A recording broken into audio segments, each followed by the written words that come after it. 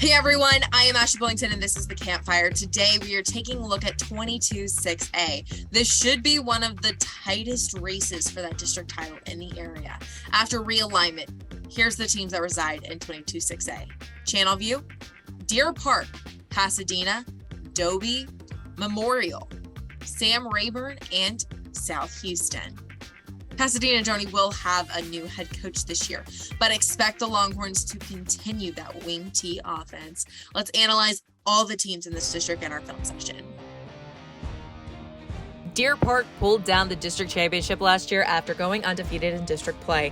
A good senior class has moved on, so running back Erasmo Canales will have to pick up the leadership role as he ran for 743 yards last year. Pasadena Dobie has a new head coach, but Desmond Stafford should continue with the Longhorns' patented wing T offense. Running backs Jalen Baldwell, Nigel Hall, and Cameron Matthews will be crucial for the success of Dobie's season. Channelview has the best athlete in the district, and Marquise Neal and the Falcons also returned 13 starters, so look for them to go for that title. Sam Houston has 3 years starting Cameron Webb behind center, and will hope receiver Jacob Shepard will find himself open more often than not. Memorial made the postseason in 2020 but fell short last year. Jalen Bell will be key for them in the backfield. Sam Rayburn won only one district game last year and returns 15 starters from last year. Meanwhile, Pasadena will need to improve from an 0-10 season in 2021. Now let's dig even deeper into 22-6A with Houston Chronicle reporter John Portman and producer Ward Fasold in our district breakdown. All right, it is district breakdown time. 22-6A, we got John Portman here from the Houston Chronicle. John, last year, Deer Park kind of put the whole thing together and won the district, but they got hit hard with graduation. So who knows where they'll be this year? Is it a chance for Dobie to get back on top, or do you see somebody else in there? Yeah, potentially. I mean, those were the top two teams in the district last year, Deer Park and Dobie battling it out for district supremacy. Deer Park finished 6-0 on top there, and Dobie 5-1 with their only loss to the Deer. So, yeah, I mean, I think going into it, Deer Park's got to be the favorite. Coach Austin Flynn has done a great job since taking over that program. And, but you can never count Dobie out. It seems like every time I'm putting together, preseason rankings, I'm doing weekly rankings, you kind of get deeper into the regular season, and you see Dobie there, and they're 6-1, 7-1, 8-0, whatever it may be, and they're always hanging around. The tough part for this district is they get 21-6A in the bi-district round, which is really tough when you're going up against the likes of North Shore, Tascasita, Summer Creek, and C.E. King and those guys. But yeah, I mean, going into it, you got to roll with the Deer for now. We'll see what happens with the rest of the district, but I think they're the prohibitive favorites. Awesome. Well, I'll speak to you next week. All righty. Sounds good. The guys had much more to say on this district, and you can catch the entire district breakdown this Wednesday on our social media platforms. We've heard about the teams. Now let's take a look at some of the athletes to watch and our players on the rise. One of the best receivers in not only the district, but in all of Houston is Channelview's Marquise Neal. He got 38 balls for 832 yards and 13 touchdowns, which means every third ball he caught was a score. That's called being a playmaker. Neal also ran 2 kickoffs and a punt back for a touchdown and had 2 picks. If Marquise is on the field, you better know where he's at. Neal's offers from Texas Tech, Rice, and Texas State, among others. Jalen Baldwin is a speedster in the Dobie backfield. The running back ran for 509 yards and 5 touchdowns as he gets the ball downfield quick, fast, and in a hurry. Baldwin will be a part of a 3-pronged attack in the Longhorn backfield as they run the tricky wing T offense. Jalen is an older brother at UNLV, and he has offers from Army, Northern Iowa, and Houston Baptist. He's small in stature, but Sam Rayburn, wide receiver Jesus Mendoza, is a problem on the football field. Last year, he caught 32 passes for 530 yards and 7 touchdowns, and returns as one of the Texans' favorite targets.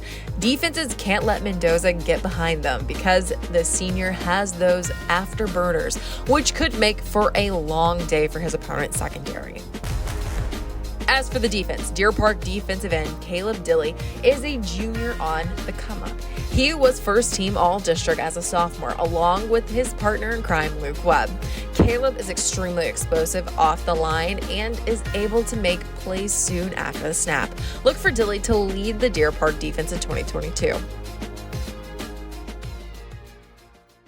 Channelview is expected to make a move towards the district title this year as they bring back several key starters. Our Ward Fasold caught up with Falcons head coach Avrion Hertz for our Media Day segment.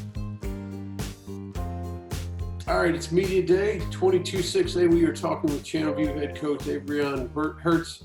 Coach, this district in the past several years has been kind of a Dobie district, and then Deer Park kind of stepped up last year, but with the experience you guys have coming back, a lot of people see you as challenging for that district title. How do you feel your Falcons are going to kind of get through this district and maybe use your experience to maybe push for one of that district title?